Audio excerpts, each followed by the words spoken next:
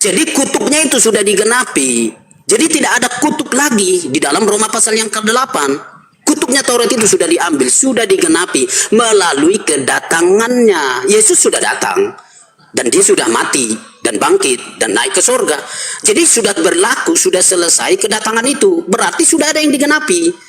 Jadi bukan berarti kami seolah-olah merombak perjanjian lama, tidak lagi ikut perjanjian lama, tidak. Tapi kedatangan Yesus, dan dia sudah datang, dia sudah mati, dia sudah bangkit, sudah naik ke surga. Itu sudah final melalui semua peristiwa itu. Ada yang sudah digenapi, yaitu menggenapi kutuk hukum Taurat itu. Kira-kira begitu, Bang. Iya, terima kasih ya. Anda menarasikan konsep agama dari Eropa ya, itu tidak ada hubungannya dengan ajaran Yesus. Dan saya langsung ini dulu, yang mana yang Anda tuduhkan agamanya orang Eropa? Coba dulu. Ya, agama Anda ini sekarang. Mau agama Eropa iya. Mana itu? Agama yang Anda anut sekarang ini kan bukan agama Yahudi kan? Yang mana? Enggak, saya tanya dulu. Yahudi atau Kristen agama orang Yahudi? Kristen. Oh, jadi orang Yahudi. Jadi orang Yahudi itu agamanya Kristen. Loh, siapa yang bilang Yahudi Kristen? Makanya saya tanya, kan hanya ada dua nih, agama Yahudi dan agama Kristen. Agama Kristen ini dari Yahudi kah? Loh, agama Yahudi masih tetap agama Yahudi. Bagus, udah selesai. Berarti kan dari Eropa agama Anda itu. Kalau lokasinya iyalah, akui aja Bang, nggak usah gengsi Bang, nggak usah gengsi Bang. Kristen itu agama orang Eropa. Begini Bang, nggak usah gengsi. Yesus itu Yahudi atau Kristen Bang? Kalau Bang, tanya dulu, Yesus itu Yahudi atau Kristen? Salam satu Tuhan.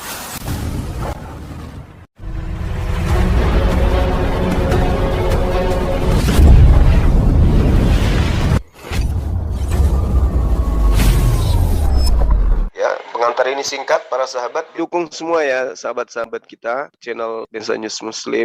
Di like, di subscribe, di share sebanyak mungkin. Untuk supaya mencegah sahabat-sahabat kita di luar sana tidak terpengaruh terhadap pemurtadan. Semoga Allah memberikan selalu sikap istiqamah. Salam satu Tuhan, Allahu Akbar.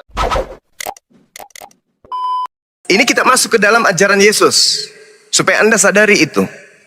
Di dalam ajaran Yesus tidak ada sedikit pun Adam mewariskan dosa. Catat itu baik-baik. Nanti Anda boleh bantah. Yesus punya ajaran Adam tidak mewariskan dosa. Yesus tidak punya ajaran Taurat itu adalah kutuk. Yesus tidak punya ajaran menggenapi hukum Tuhan itu dengan mati. Yesus tidak pernah mengajarkan menghapus dosa dengan melakukan dosa. Ingat, tidak ada dosa yang dihapuskan dengan melakukan dosa. Tidak ada dosa dihapuskan dengan melakukan kutukan. Catat itu dulu baik-baik, supaya Anda sadar bahwa agama Anda itu adalah sinkretisme, penggabungan antara agama Tuhan dengan agama manusia. Itulah agama Anda. Anda boleh lirik di dalam Yehezkiel 18. Ingat, Yesus membaca kitab-kitab perjanjian lama, bukan kitabnya orang Kristen yang Yesus baca. Orang yang berbuat dosa itu yang harus mati. Anak tidak akan turut menanggung kesalahan ayahnya, dan ayah tidak akan turut menanggung kesalahan anaknya. Orang benar akan menerima berkat kebenarannya. Yesus orang benar. Bagaimana mungkin orang benar menanggung dosa-dosa para pelaknat? Gak mungkin. Oke. Sabar dulu. Dari awal Anda belum menjawab apa-apa, cuma nyorocos saja.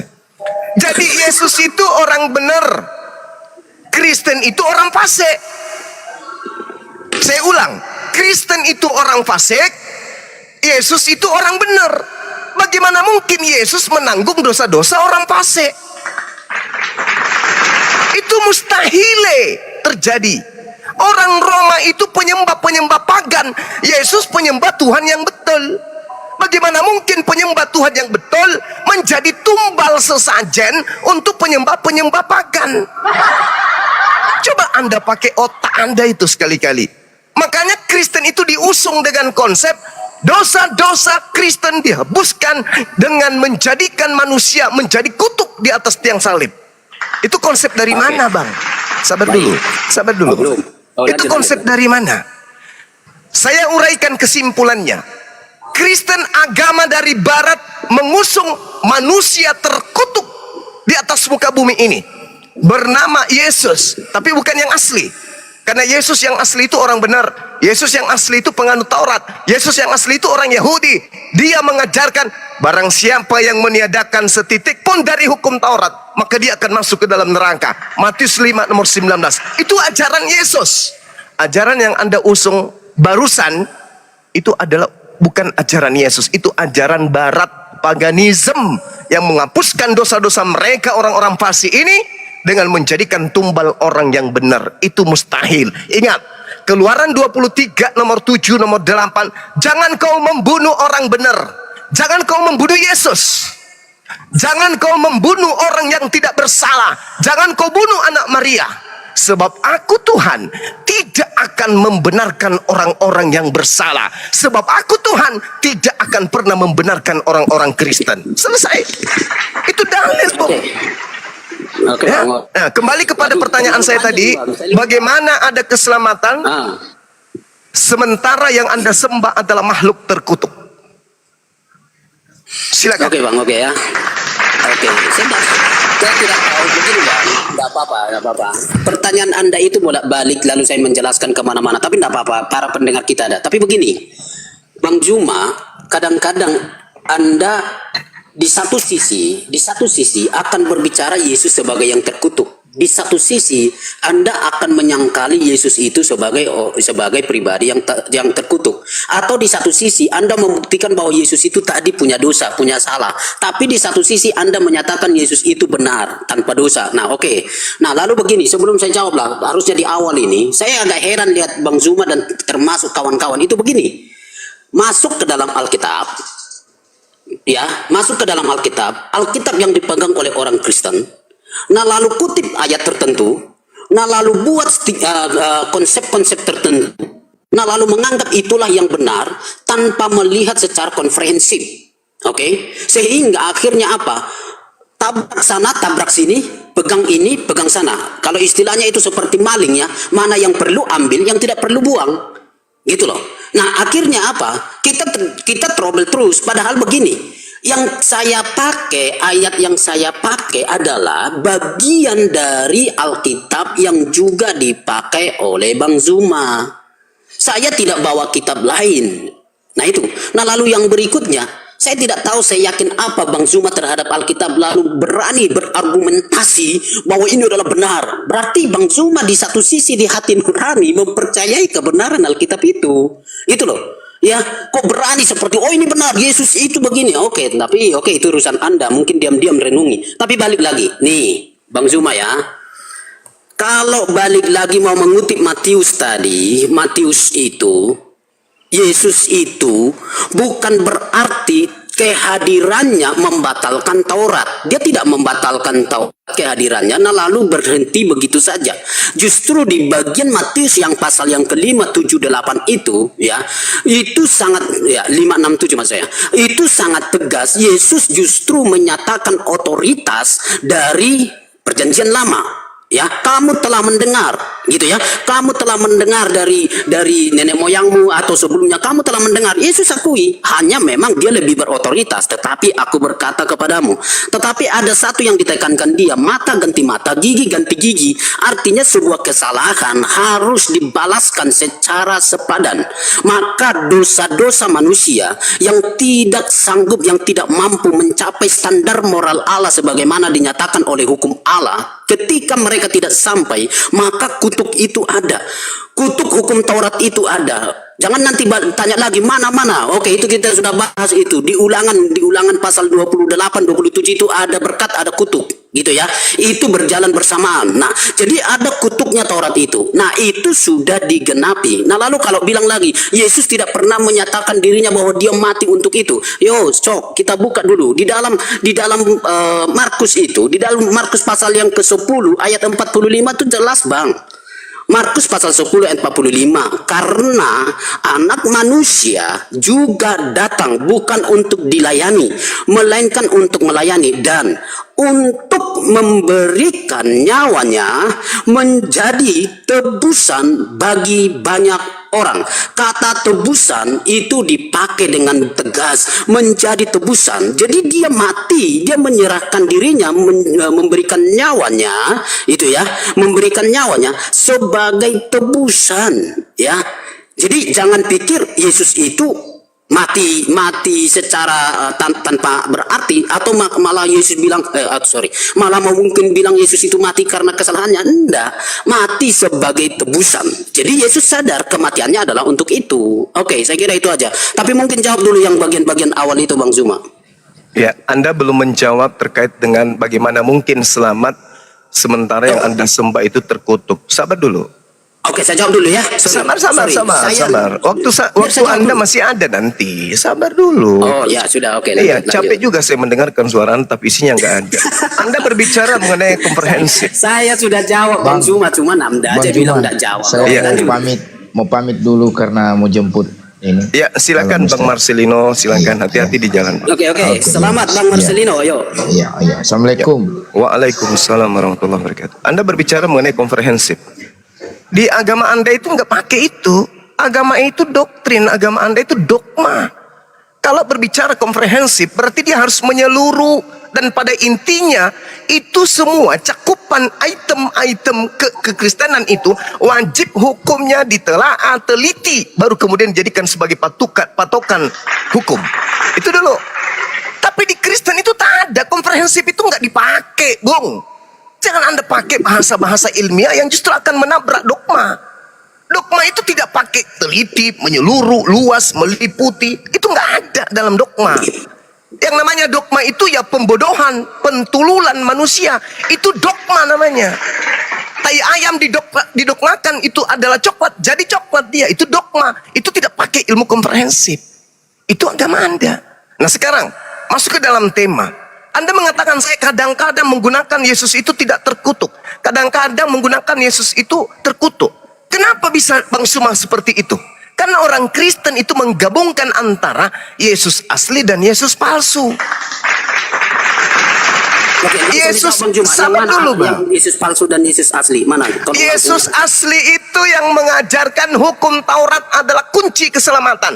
Yesus Mana? palsu yang mengajarkan hukum Taurat itu adalah kutuk. Sabar dulu. Anda tinggal mencatat poin-poin saya. Ya, kasih ayat. Tidak, sabar. Anda menuduh melalui ajaran bisikan makhluk halus yang ngaku Yesus. Akulah Yesus yang kau niaya. Itu makhluk yang membisikkan Paulus konsep Kristen. Paham itu dulu. Yesus yang makhluk halus yang datang kepada Paulus, yang membisikkan 13 kitab kepada Paulus sehingga lahirlah agama Kristen. Ulangan 27, justru orang yang tidak melakukan hukum Taurat yang terkutuk, bukan Tauratnya yang terkutuk. Melanggar melanggar rambu-rambu lalu lintas, yang melanggar bukan rambunya tapi orangnya. Bukan undang-undangnya yang melanggar, tapi orang yang melanggar undang-undang untuk yang terkutuk. Bukan hukum Tauratnya yang terkutuk, tapi yang terkutuk adalah orang yang melanggar hukum Taurat. Orang yang tergantung di pohon, membatalkan segala hukum Taurat berdasarkan bisikannya di dalam Efesus 2 nomor 15, dengan matinya Yesus yang asli di atas pohon, katanya Yesus telah membatalkan segala hukum Taurat dan beserta semua perintah yang ada di dalamnya. Ini bukti bahwa yang di atas tiang salib ini wajib hukumnya mendekam di neraka jahanam. Wajib. Kenapa? Dia membatalkan hukum-hukum Tuhan. Kata siapa dia wajib dalam neraka? Kata Yesus asli. Di mana Yesus asli mengatakan itu? Matius 5 nomor 19. Barang siapa itu tidak mengenal. Barang siapa yang meniadakan setitik pun dari hukum Taurat, meskipun yang paling terkecil, apalagi membatalkan semuanya, lalu mengajarkan kepada orang Barat. Sabar dulu, Bang. Sabar dulu. Sabar dulu, Bang. Tetap Anda yang bicara, Bang Zuma yang bicara, tapi tolong dijelaskan. Matius pasal yang kelima ayat 17 itu Yesus datang untuk tetapi untuk menggenapi. Apa yang digenapi? Coba Abang jelaskan dulu. Mumpung Abang Oke. ayat itu di situ. Anda cukup baca Yohanes 14 nomor 31. Dunia harus tahu aku mengasihi Bapa, berarti mengasihi hukum-hukum Bapa. Dan aku melaksanakan segala apa yang diperintahkan oleh Bapa kepadaku. Ah, itu. Oke. Baca itu. Coba. Paham Bang, itu. Sabar oke. dulu, sabar. Coba, di mana keterkaitan dua dalil itu, lalu lihat di dalam kitab Perjanjian Lama. Jadi ada Perjanjian Lama, anggaplah itu sebagai hukum Taurat. Lalu Yesus berkata, aku bukan menyediakan, tapi untuk menggenapinya. Nya di situnya yang mana? Gitu loh. Kok lompat ke Sabar. pasal di Yohanes. Sabar. Jadi supaya Anda kita punya Oke. loncatan berpikir masih lemah. Anda baca Matius 23. Matius 23 nomor 1, nomor 2, nomor 3 aja dulu Anda baca. Jangan Bacakan kau saja. mengikuti ahli Taurat. Aduh bang, saya nggak bisa menjelaskan kalau gini terus bang. Oke, Jangan sorry, kamu lanjut. mengikuti ahli Taurat, orang Farisi. Mereka menduduki kursi Musa. Mereka mengajarkan tapi mereka tidak mempraktekkan perjanjian lama atau hukum Taurat. Jangan, kata Yesus. Jangan. Artinya jangan menjadi Kristen. Sederhana untuk menjadi waras itu bang. Coba Anda baca Matius 23. Bang, ini agak TikTok dulu kita ya, tapi di bawah santai. Gini loh bang. Bang, jangan terburu-buru bilang itu orang Kristen. Karena Lalu di dalam- yang menghilangkan hukum Taurat dan mengaku-ngaku Dengar. pengikut Yesus itu umat apa? Oke, ini Umat bang, apa? ya, saya kasih keterangan. Enggak, nanti Anda boleh katanya TikTok, jawab dong. Oke. Yang mengaku sebagai pengikut orang Yahudi oh. tapi menghilangkan hukum Taurat itu agamanya apa? Abang, Ah, yang nggak. di dalam Matius pasal 23 itu tidak ada orang Kristen di situ. Iya, Yang enggak kita ada bukan karena orang Kristen itu dari barat. Bagaimana mungkin Yesus menyebut yang bukan kaumnya? Aduh, Nggak kacau mungkin. ini. Matius Kacau pemahaman 23. Bang Zuma. Kacau. Ya, kacau. Bilang Anda- Yesus, dengar ya. Di dalam Anda Matius menginginkan 23 bilang Yesus itu orang menyebut Kristen, Mana ada Kristen sementara di situ? Yesus tidak menyebut Kristen. Yesus tidak mengenalnya. Nah, karena Bang. Oke, lanjut dulu. Nanti Ya saya sambung lagi. makanya Poin ini saya sambung, Bang. otak itu Oke. penting. Otak Silakan itu dulu penting, lanjut. Nanti abang. di poin ini saya sangka, Bang. Yuk, lanjut. Ah, sekarang begini. Matius 23, Anda yang minta ya, bukan saya. Matius 23, Yesus berkata apa? Orang Farisi, ahli Taurat, duduk di kursi Musa. Jangan kau ikuti mereka. Kenapa? Mereka mengajarkan Taurat, tapi mereka tidak mempraktekkan. Sekarang Kristen mempraktekkan hukum Taurat enggak? Enggak kan? Maka dengan kata lain, jangan kau mengikuti Kristen. Karena Kristen itu hanya mengambil perjanjian lama sebagai apa? Obat-obatan kuping saja. Sebagai alat untuk nyamar-nyamar saja. Sebagai pelengkap penderita saja. Aksesoris. Kata Yesus, jangan kau mengikuti mereka. Mereka berkata tentang hukum Taurat, tapi mereka tidak mempraktekkan.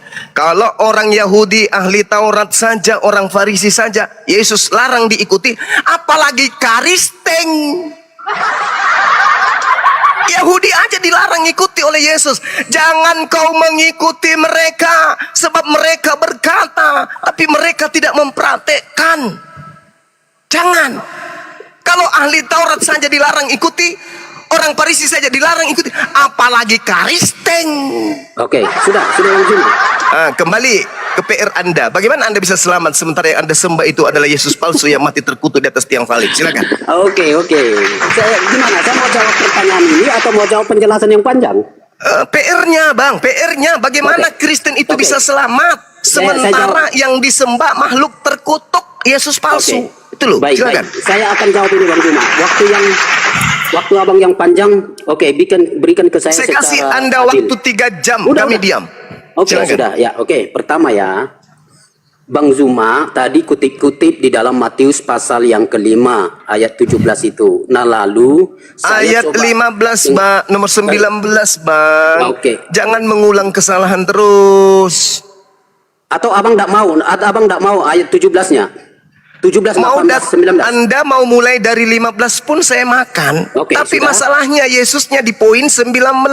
Barang Oke. siapa yang meniadakan hukum Taurat meskipun yang paling terkecil lalu mengajarkan kepada umat lain, orang lain, maka dia akan menempati neraka. Itu poinnya. Oke, Bang. Silakan. Oke, Bang. Sudah. Jadi gini, Matius pasal yang kelima itu adalah satu paket. kalau abang mengutip 17, 18, 19, oke, itu menyatakan otoritas, ya, otoritas dan kewibawaan dari hukum Taurat, oke. Jadi Yesus sangat mengakui dan menghargai itu. Nah, lalu dalam pernyataannya dia datang nih sebagai nabi, dia datang sebagai Mesias, atau dia datang sebagai pribadi manusia di tengah-tengah Yahudi pada waktu itu. Nah, lalu dia berkata, jangan kamu mengira aku datang untuk meniadakan. Tidak ada yang ditiadakan. Tolong dipahami kata meniadakan dengan menggenapi. Jadi Yesus tidak meniadakan artinya membuang begitu saja atau menganggap itu sudah tidak berlaku, bukan, tetapi menggenapi. Itu jangan dibuang kata menggenapi. Nah, lalu tadi pertanyaan saya ke Bang Zuma, jika itu menggenapi berarti itu adalah sesuatu yang sudah ada di belakang, yaitu hukum Taurat. Hukum Taurat tergantung nanti Bang Zuma mau ngaku yang mana, tetapi jelas di situ berarti sudah ada sebelum Yesus, sudah ada hukum-hukum, yaitu hukum Taurat itu sendiri. Nah, lalu hukum Taurat itu sendiri dicanangkan oleh Yesus, aku bukan untuk meniadakan, tapi kedatanganku adalah untuk menggenapi. Nah, Yesus sudah datang. Tadi saya sudah bilang, Yesus sudah datang, sudah mati, sudah bangkit, sudah naik ke sorga, tidak ada lagi di bumi, sudah clear, selesai. Yesus sudah datang 2000 tahun yang lalu. Nah, lalu kan pertanyaan saya adalah, yang mana yang sudah digenapi?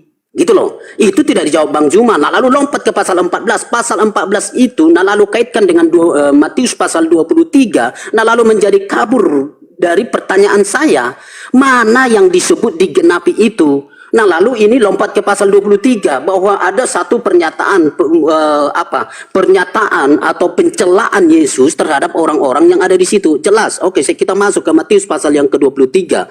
Pasal 23 ayat 2 dan 3 itu. Ahli-ahli Taurat dan orang-orang Farisi telah menduduki kursi Musa. Setelah itu sebab itu turutilah dan lakukanlah segala sesuatu yang mereka ajarkan kepadamu, tetapi janganlah kamu turuti perbuatan-perbuatan mereka. Artinya begini, apa yang diajarkan oleh orang Farisi itu sudah bagus, ya, sesuai Taurat, tetapi perbuatan-perbuatan mereka tidak sepadan, jangan turutin itu sudah bagus. Nah, tapi poinnya yang abang tarik tadi, itu karisteng, entah pun mungkin mengakui setelah itu mendakwa, tidak mengakui. Ternyata Bang Zuma masih tetap pakai ayat-ayat itu untuk menyatakan, ini loh, bahwa orang Kristen itu tidak melakukan hukum Taurat, padahal Yesus sudah bilang harus dilakukan itu. Kami bukan begitu, Bang Zuma. Kami lakukan hukum Taurat itu, tetapi kami mengerti hukum Taurat itu. Mungkin ini di hadapan Anda, tapi kalau tidak percaya, duduk di bangku kuliah, duduk di lebih belajar manis, mohon kerendahan hati, bahwa hukum Taurat itu punya tiga aspek. Aspek yang pertama aspek sipil, aspek kedua aspek moral, aspek ketiga aspek seremonial. Jadi supaya paham. Nah, lalu yang mana yang sudah digenapi, yang mana yang belum digenapi, yang mana kondisional, yang mana unkondisional, mana yang sudah berhenti, yang mana masih relevan, masih berlangsung, gitu loh. Nah, saya tidak jelaskan itu di sini semua, tetapi di dalam pembelajaran formal itu ada. Oke, itu. Nah, lalu berikutnya di pertanyaan saudara, pertanyaan terakhir ini, ya. Konsep keselamatan ini, bagaimana kita mempercayai orang yang tergantung lalu dia masuk neraka? Oke, yang bilang masuk neraka itu Bang Zuma. Tidak ada iman Kristen, saya bilang begini, tidak ada kesaksian, pernyataan siapapun yang akhirnya bisa dipegang secara turun-temurun sampai hari ini yang membuktikan Yesus itu ada di dalam neraka.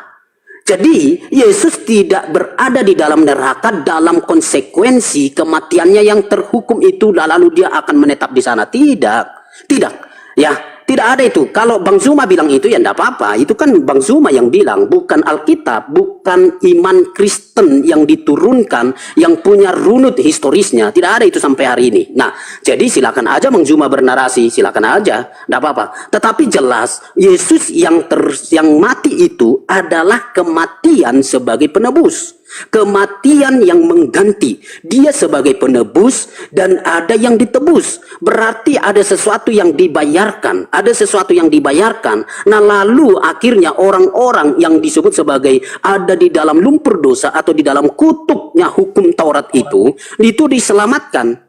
Jadi Yesus mati bukan sebagai yang terhukum menetap lalu selama-lamanya ada di situ. Alkitab kami tidak berhenti sampai Yesus mati, tapi Yesus bangkit, Yesus naik ke sorga, dan sekarang pun dia adalah Allah, gitu loh. Dia adalah Tuhan.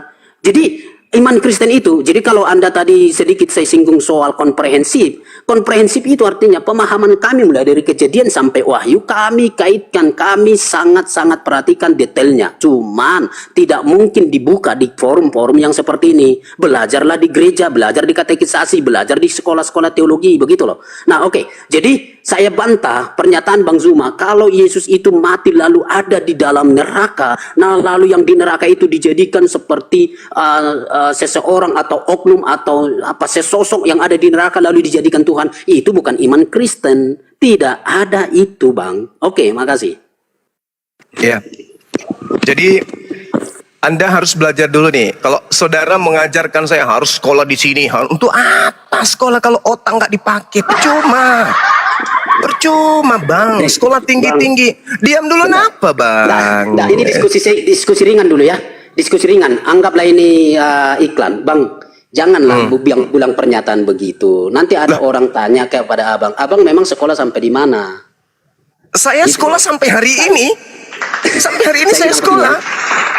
Iya, di Islam itu tak ada hentinya sekolah. Sampai di Taman Makam Pahlawan. Ijazah itu cuman formal. Ijazah itu cuman formal. Asal Anda tahu, banyak orang yang sarjana. Saudara-saudara, dengar dulu, Bang.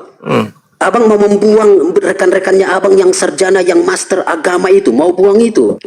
Saya hanya membuang sarjana-sarjana agama Kristen. STT aja yang saya buang. Yang belajar yang gitu. kemudian belajar Bible tapi nol. Nonsen. Ya, Semisal di Anda, Indonesia ini aja. Ini di Indonesia Anda ini, ngerti tanpa nggak? memandang.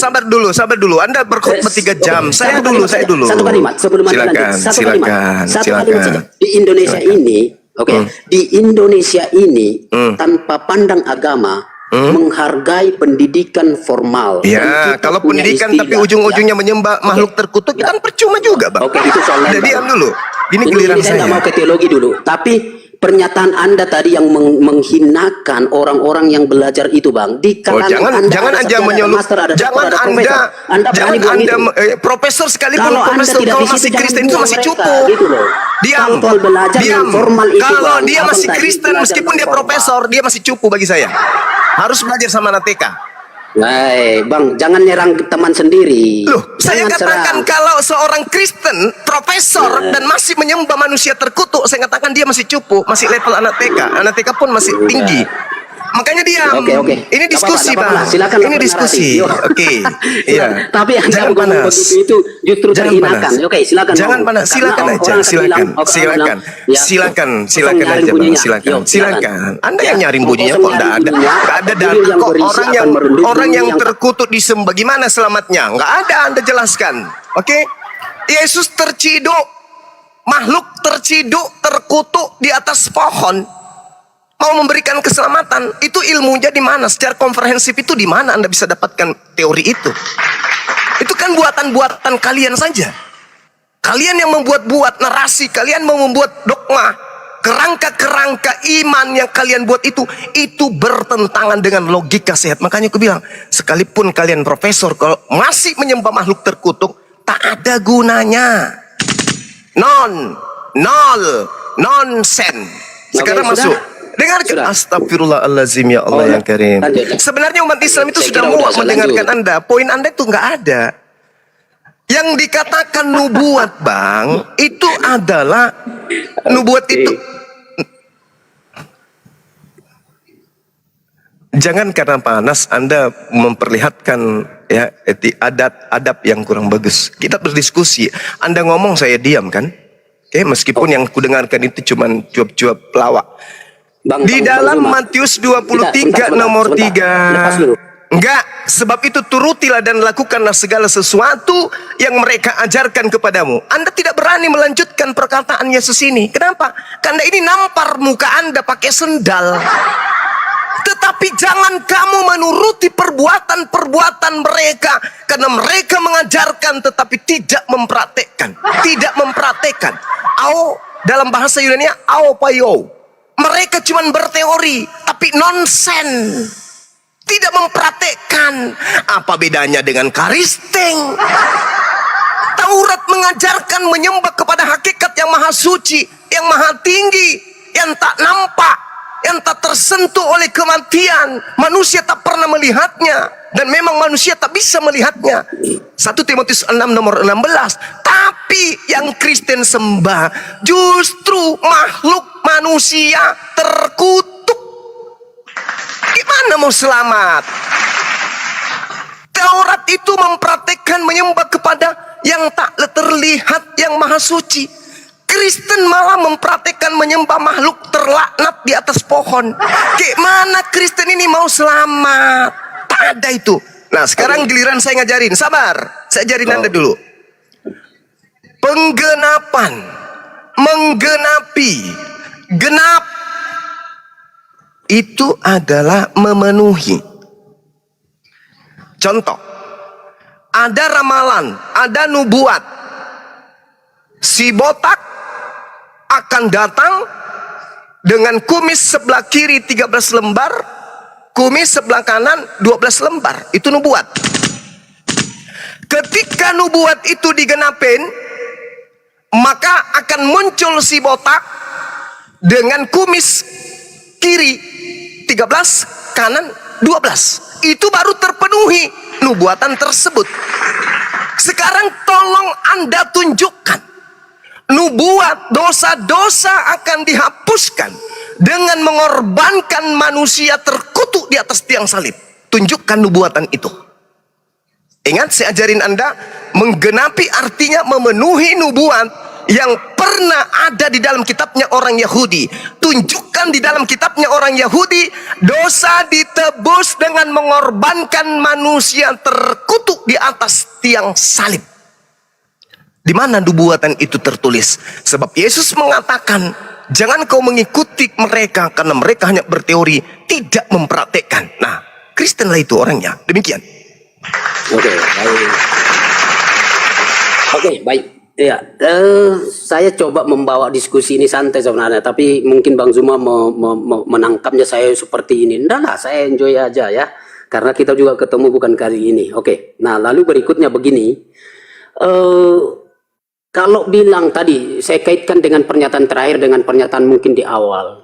Mana orang Kristen bertobat, oh gitu ya, oh perilakunya malah begini. Saya kira mungkin salah melihat orang, orang Kristen itu berjuang untuk bertobat.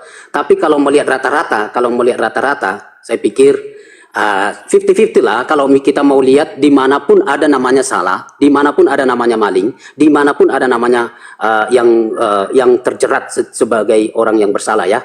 Jadi tak bisa dipakai dalil kekinian untuk itu. Nah oke. Nah, lalu begini, tadi, mana ada dalil? Oh gitu ya, kalau saya salah tangkap nanti tolong diperjelas. Mana ada dalilnya yang sudah digenapi?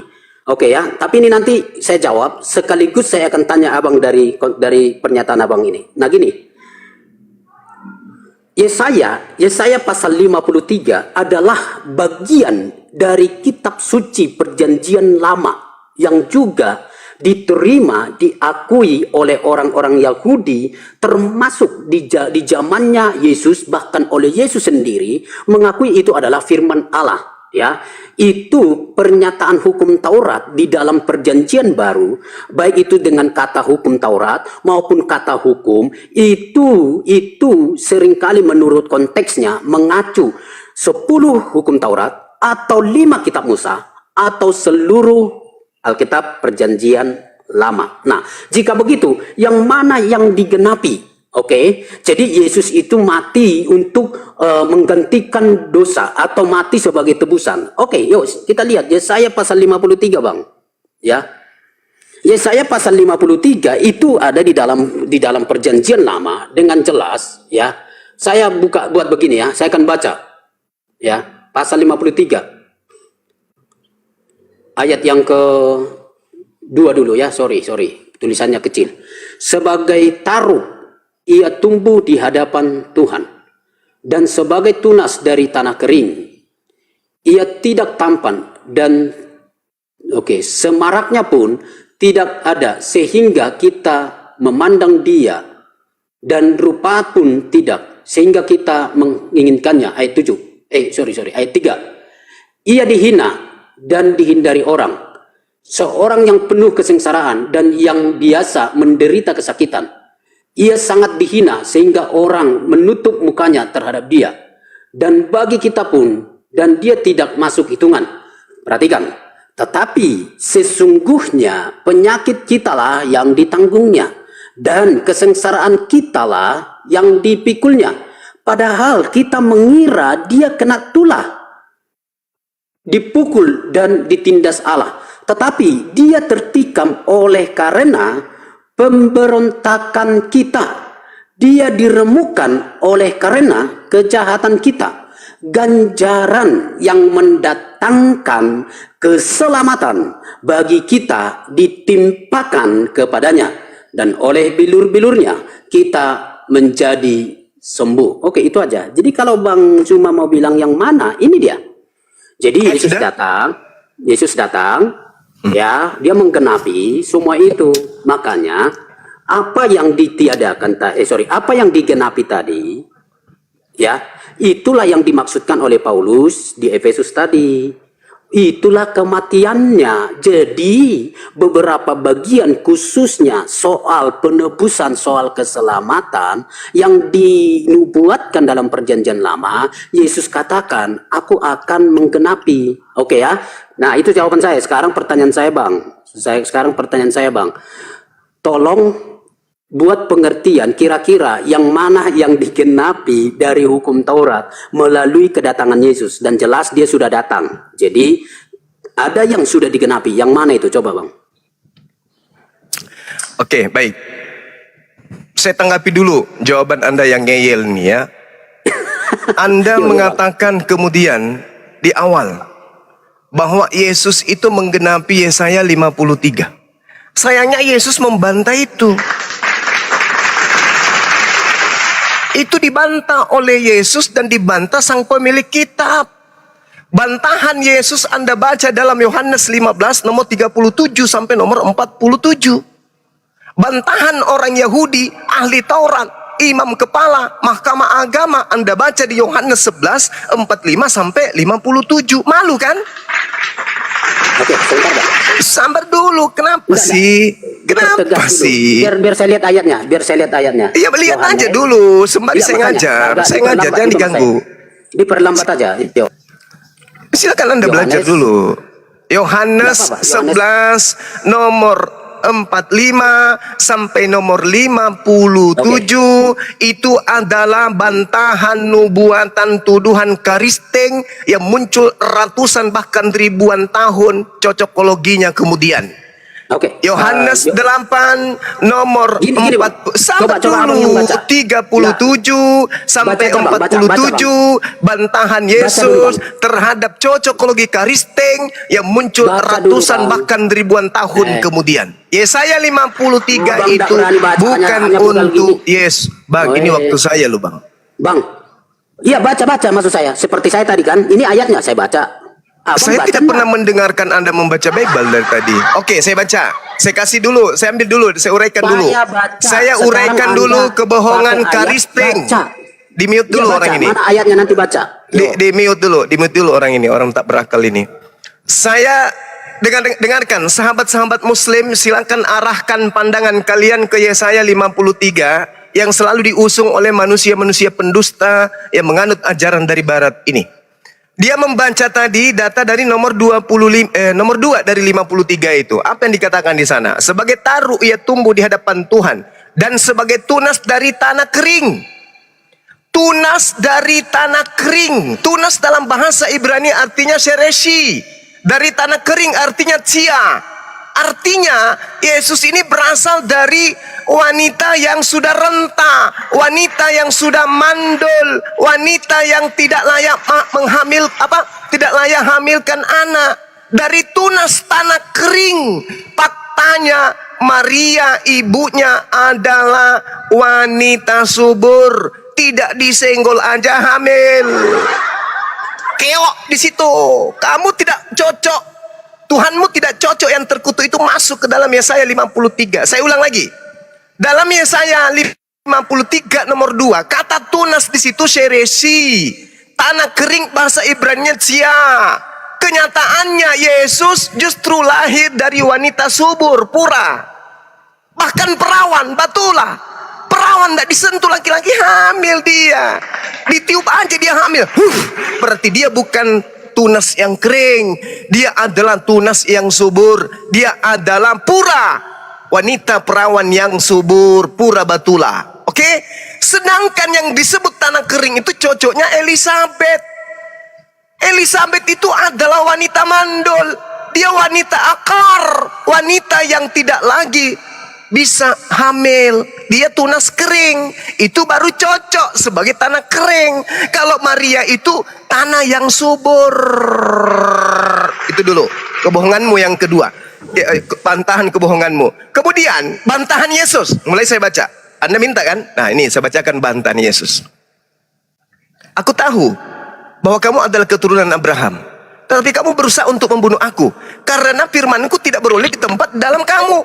Kalau orang-orang yang noise ini bisa diturunkan aja dulu. Dikatakan, aku tahu bahwa kamu adalah keturunan Abraham, tetapi kamu berusaha untuk membunuh. Kenapa berusaha untuk membunuh? Karena kamu ada Yesaya 53 di dalam dirimu. Yesus mengatakan, kamu berusaha membunuhku karena kamu tidak memperoleh firman di dalam dirimu. Berarti Yesaya 53 itu tidak untuk membunuh Yesus. Untuk membunuh Yesus itu bukan Yesaya 53, tetapi karena iblis. Apa yang kulihat pada Bapa, itulah yang kukatakan. Demikian juga kamu berbuat tentang apa yang kamu dengar dari bapakmu si iblis. Jawab mereka, Bapa kami adalah Abraham. Lalu Yesus menyangka, jikalau sekiranya kamu adalah anak-anak Abraham, tentulah kamu mengerjakan pekerjaan yang dikerjakan oleh Abraham. Tetapi faktanya kamu justru mengerjakan pekerjaan, yaitu berusaha membunuh aku. Mana Yesaya 53-nya mana? Yesaya 53 itu adalah firman Tuhan. Pernyataan Yesaya yang dihasilkan dari mimpinya Yesaya dari Tuhan. Tuhan melakukan pernyataan penglihatan kepada Yesaya. Kalau orang-orang yang ingin membunuh adalah selaras dengan Yesaya 53, maka orang-orang yang membunuh Yesus itu adalah sejalan dengan firman Tuhan. Tapi apa kata Yesus? Kalau benar kamu itu anak-anak Abraham, mengapa justru kalian itu berusaha membunuh aku? Aku orang yang mengatakan kebenaran kepadamu, yaitu kebenaran yang kudengar dari Tuhan. Pekerjaan itu tidak dilakukan oleh Abraham, tapi kamu justru ingin membunuhku.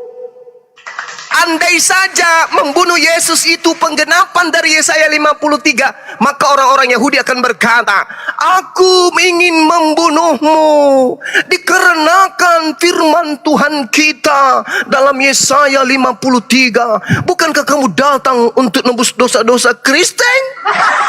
Sayangnya itu tidak. Justru Yesus mengatakan, iblislah yang menjadi bapakmu, dan kamu ingin melakukan keinginan bapakmu, yaitu membunuh manusia sejak semula. Tetapi karena aku mengatakan kebenaran kepadamu, kamu tidak percaya. Yesus membantah. Yesaya 53 itu dibantah oleh Yesus. Itu bantahan Yesus. Sekarang bantahan orang-orang Yahudi. Tak ajarin. Yohanes 11 nomor 45 yang saya katakan tadi kepada saudara. Anda lihat pelan-pelan. Saya bacakan. Anda minta saya bacakan. Nah, Yesus sudah membantah. Sekarang orang-orang Yahudi membantahnya. Banyak di antara orang Yahudi yang datang melawat Maria dan menyaksikan sendiri yang telah dibuat oleh Yesus kepadanya. Tetapi ada yang pergi kepada orang Farisi dan menceritakan kejadian itu kepada mereka tentang Yesus.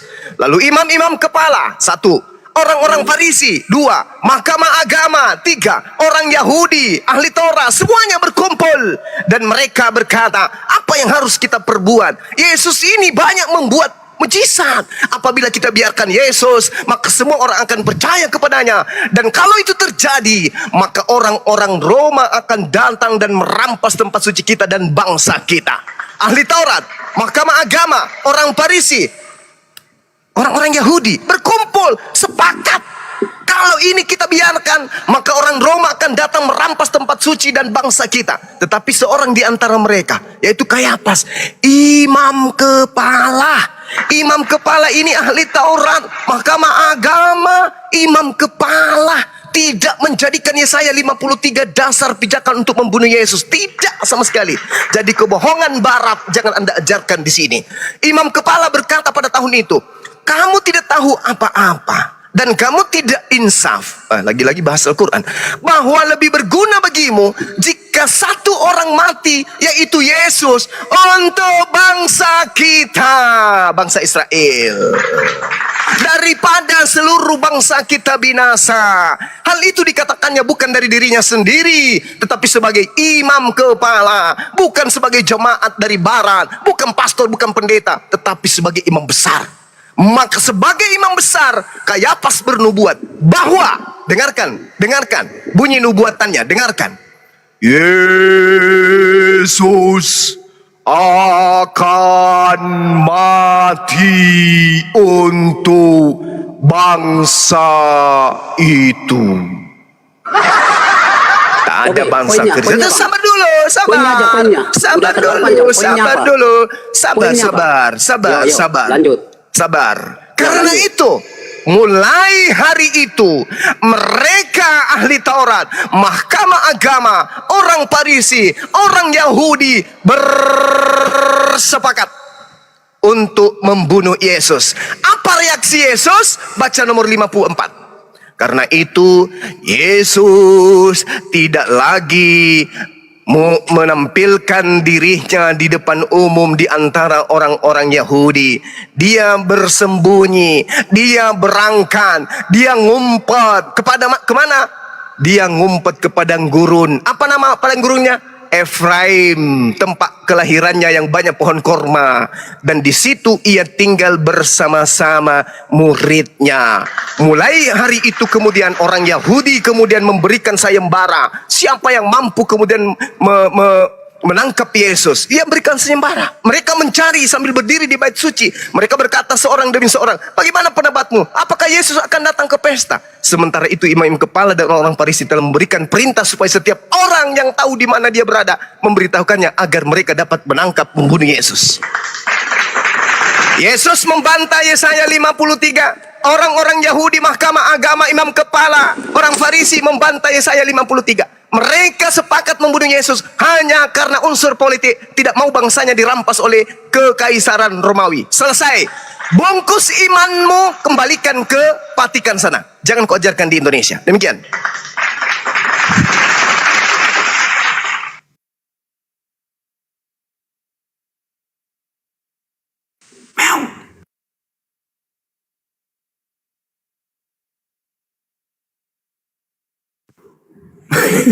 Kabur.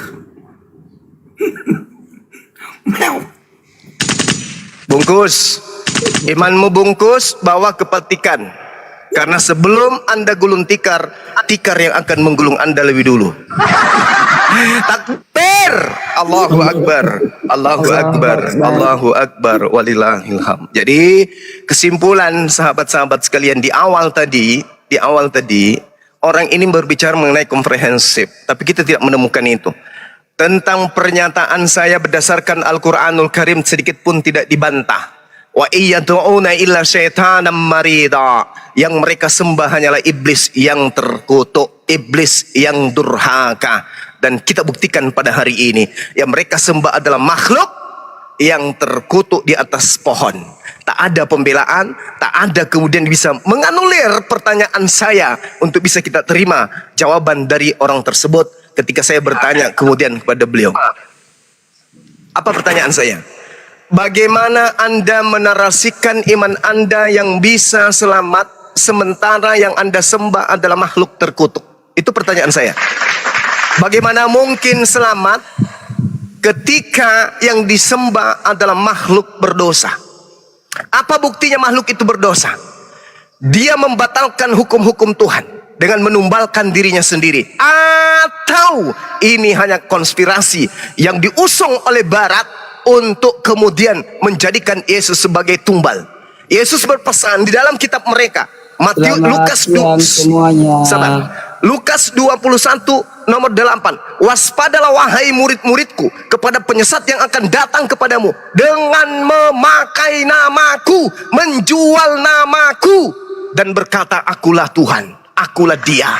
Waspadalah, waktunya sudah dekat. Ini baru disebut tergenapi dengan munculnya Karisteng, dengan seperangkap ajaran-ajaran yang diusung membantah perintah yang Sang Maha Tinggi, sesuai dengan pengakuan Yesus dalam Matius 7 nomor 15. Apabila sang pembinasa keji duduk di tempat kudus, sebagaimana yang dinubuatkan oleh Nabi Daniel. Apa yang dinubuatkan oleh Nabi Daniel? Munculnya antikristus yang membantah perkataan-perkataan yang maha tinggi. Ciri-cirinya, mengaku bertemu dengan Yesus di padang gurun, mengaku bertemu dengan Yesus dalam bilik penjara, dan mengajarkan kemudian untuk meninggalkan seluruh perintah Tuhan. Apa? Di mana itu? Efesus 2 nomor 15. Wahai orang-orang cupu, dengan matinya Tuhan kita di atas pohon, maka dia telah membatalkan segala perintah Tuhan beserta segala ketetapan yang ada di dalam hukum Taurat. Itu. Dan Kristen kemudian mengaminkan. Subhanallah, iyad'una min duni illa inatha. Yang mereka sembah selain Allah itu hanyalah berhala, hanyalah setan, dan wa iyad'una illa syaitanam marida. Mereka tidak lain hanyalah menyembah setan yang terkutuk. Mana yang asli? Kok kamu ngambilnya di surat Al-Maidah? Biar saya lanjut masuk. Gurundaku, lanjut Gurundaku. Ini mana yang asli? Sekarang kita berbicara Di mengenai. mana dipalsukan? Sabar dulu. Apa Asalkan Anda pakai pemalsuannya? otak. Kalau Anda pakai otak, Anda bisa lulus. Minimal Anda kabur dari saya juga. Sama seperti pendahulu Anda tadi. Pembuktian adanya hikmat yang Allah berikan kepada Nabi Isa yang kemudian namanya dipalsukan menjadi Yesus. Detik-detik Anda memahami keilmuan. Kalau di dalam Al-Quran kemudian jelas, ini Abdullah ataniyal kitab. Aku ini adalah hamba Allah yang diberikan ketetapan. Dan aku dijadikan sebagai Nabi. Itu Nabi Isa. Jadi Nabi Isa menyampaikan secara oral. Tidak ada muridnya yang menulis, tak ada. Makanya hasil penulisan nantinya itu hanya dihasilkan oleh coretan-coretan para wartawan. Jadi apa yang dilakukan Nabi Isa alaihissalam dengan murid-muridnya terkait dengan hubungannya kepada Tuhannya dengan kitab Taurat dan juga Bani Israel, itulah yang dituliskan kemudian oleh para wartawan yang hasilnya Anda jadikan sebagai kitab yang Anda kira suci. Itu satu. Apa pembuktiannya? Paulus mengakui itu di dalam Galatia 1 nomor 6. Aku heran bahwa begitu lekas berbalik daripada dia yang oleh karena karunia Kristus telah memanggil kamu dan mengikuti suatu Injil lain. Berarti Paulus sadar bahwa pada saat penulisan kitab-kitab Paulus di tahun 60-an, di situ sudah bermunculan tulisan-tulisan kabar gembira yang mereka ambil dari sejarah, catatan pengajaran Yesus dan pengikut-pengikutnya. Yang kedua, sabar dulu. Yang kedua, Anda baca di dalam Markus 1 nomor 14. Sesudah Yohanes ditangkap, datanglah Yesus ke Galilea, memberitakan Injil Allah. Memberitakan Injil Allah. Apa yang dikatakan oleh data yang tadi? Injil itu adalah ketetapan-ketetapan hukum. Ketetapan-ketetapan hukum inilah yang kemudian Yesus sampaikan ke tengah-tengah muridnya, ke tengah-tengah Bani Israel. Bukan kitab Markus, Yohanes, Matius, Paulus, surah-surah Paulus, bukan. Tetapi ketetapan-ketetapan hukum Tuhan yang diberikan kemudian kepada Yesus. Nah, ini yang dimaksud dengan Injil Allah. Begitu juga Filipus mengajarkan kemudian Injil Allah kepada Bani Israel bersama dengan Yesus. Jadi kesimpulannya adalah Yesus yang adalah Nabi Isa yang dipalsukan namanya menjadi Yesus, itu menerima hikmat pengajaran. Ya Bani Israel, inni Rasulullahi ilaikum musaddiqan lima baina yadayhi minat Torah wa mubasyiran bi rasul yati min ismu Ahmad. Pengajaran tentang Taurat, pengajaran tentang akan datangnya nabi selain dirinya di luar daripada pengajarannya, itulah yang disebut hikmat Injil. Oke, saya Catatan, lanjut ya. sabar. Lanjut. Setelah Nabi Isa terangkat ke langit, tentu dia meninggalkan sejarah dong, meninggalkan ajaran dong, meninggalkan pengikut-pengikutnya dong. Nah, ajarannya Nabi Isa, pengikut Nabi Isa, sejarah Nabi Isa, perilaku, tindakan, dan mujizat-mujizat yang pernah terjadi di tengah-tengah umatnya Nabi Isa, yang Nabi Isa lakukan, beberapa puluh tahun kemudian dicatatkan oleh orang-orang yang tidak dikenal berdasarkan dari hasil kumpulan kesaksian orang-orang yang tidak dikenalnya oleh penulis. Maka lahirlah kemudian kitab yang bernama Evangelion, dari kitab-kitab kanonik dan surat-surat kepompong dari Paulus, bapak dari Antioquia itu. Dari sini Anda paham? Silakan. Mudah-mudahan sih. Silakan diambil alih lagi Dinda Diansa, diambil alih lagi. Lanjut aja Gurunda, lanjut Gurunda. Oke, gini, saya lanjut ya. Dari penjelasan ini, saya rasa ini seperti makan buah si malakama, menjadi pertentangan dalam logika. Oke, jadi tadi Juma memberikan reaksi, mengambil kutipan dari Markus ya. Lah, tetapi kamu menolak keberadaan Injil. Lah, jadi dasar Anda mengutip ayat tadi Markus itu, bukankah itu adalah Injil? Lalu kenapa Anda Kuculuk. bentar dulu, saya ngomong, yang saya minta keterangan bukti dari kalian, kalaupun Injil telah dipalsukan, mana yang aslinya? Coba buktikan kepada saya. Kok kalian itu membuktikan di surat Al-Maidah? Nah, siapa yang memalsukannya? Kapan dipalsukannya? Di mana dipalsukannya? Apa pemalsuannya? Oke, saya Dan jawab. mana buktinya? Saya bahwa, jawab. Bahwa asli yang kamu terima itu mana? Saya Injil jawab. Mana saja yang aslinya mana? Saya jawab. Ya, jawab ya. Jangan sampai menceret ya. Di Al-Quran itu tidak ada dikatakan Injil asli, Injil palsu. Gitu dong. Gimana sih ini orang? Gitu. Gimana sih ini orang? Sabar Makanya dulu, jangan, aku. jangan euforia dulu. Hati-hati pertanyaan saya. Nanti kalau saya bertanya, biji pelemu pindah di jidat loh. Tunggu, sabar. Jangan senang-senang dulu. Jangan senang dulu. Al-Quran menyatakan isi Injil udah diterangkan tadi dalam Al-Quran surah Al-Maidah ayat 116-117 udah diuraikan tadi. Ani abdullah rabbi wa rabbakum. Itu isi Injil. Hadza siratul mustaqim. Itu isi Injil. Injil, kamu harus bedakan dulu. Injil itu hanya ada di Al-Quran. Jangan kau sama-samakan Injil dengan surah kabar. Yang kau imani sebagai Injil dengan meminjam kata Injil dari Quran itu hasil penyelidikan. Di mana penulisnya menuliskan bukan pada tempat perkara dan bukan pula sesaman dengan perkara. Itu dulu. Tidak sesaman dengan para pelaku. Penulisnya adalah orang yang tidak dikenal, orang yang muncul entah siapa, yang menuliskan berdasarkan hasil penyelidikan mereka terkait apa yang terjadi tentang Nabi Isa alaihissalam dengan kaumnya, dengan umatnya, pengajarannya, teori dan praktek yang dilakukan oleh Nabi Isa di tengah-tengah kaumnya. Itu dulu. Catat itu dulu. Jadi jangan kamu menggabungkan antara Injil Nabi Isa dengan surah kabar milik orang barat. Jangan kau gabungkan. Injil dalam Al-Quran itu adalah ilmu hikmah yang Nabi Isa diberi dari Allah, berupa pengajaran tentang Taurat dan pengajaran tentang datangnya sosok Nabi setelah beliau. Itu Injil. Catat. Sedangkan Bible itu adalah tulisan dari wartawan yang tidak diketahui oleh orang Kristen sendiri siapa penulisnya. Catat itu. Yang dituliskan bukan dari hasil hafalan, bukan dari hasil jiplak catatan awal, tetapi dari hasil penyelidikan dan pengakuan saksi-saksi palsu. Itu yang kedua. Yang ketiga, yang perlu Anda pahami, ketika berbicara mengenai Injil, tidak ada dikatakan Al-Quran Injil palsu, Injil asli, tidak ada. Al-Quran hanya mengatakan Nabi Isa ditolak. Kalau Nabi Isa ditolak, artinya ajarannya ditolak. Kalau ajarannya ditolak, lalu siapa yang akan menuliskan ajarannya? Sementara dia ditolak.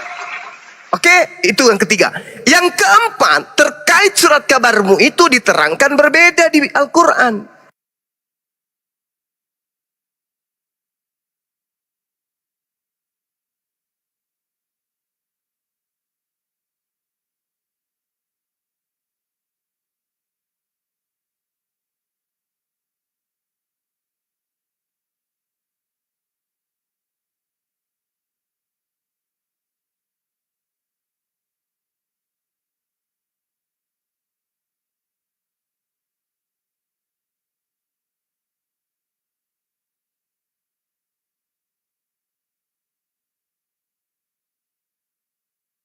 Suaranya hilang Bang Zuma. Bang Zuma, suaranya hilang.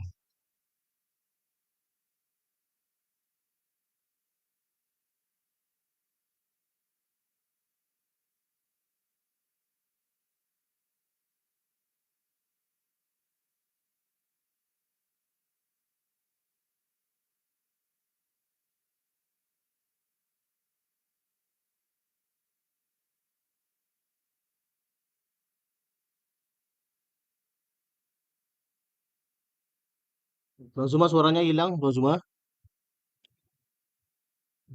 Oh, dari TikToknya ya, dari pusat ya. Ya ya, tunggu sejenak. Ikhwan fillah rahimakumullah ya.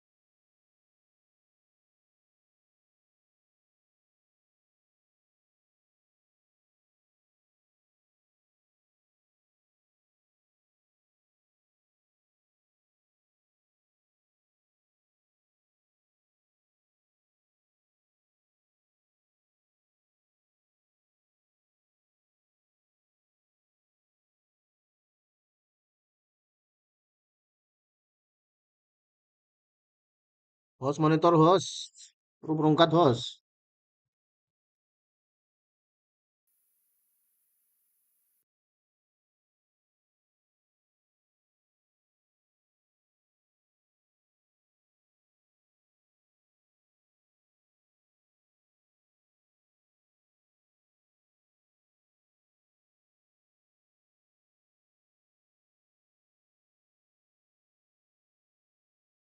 Dari barat. Berarti kalian dari siapa? Arab. Siapa yang mengajarkan Kristen? Siapa? Siapa?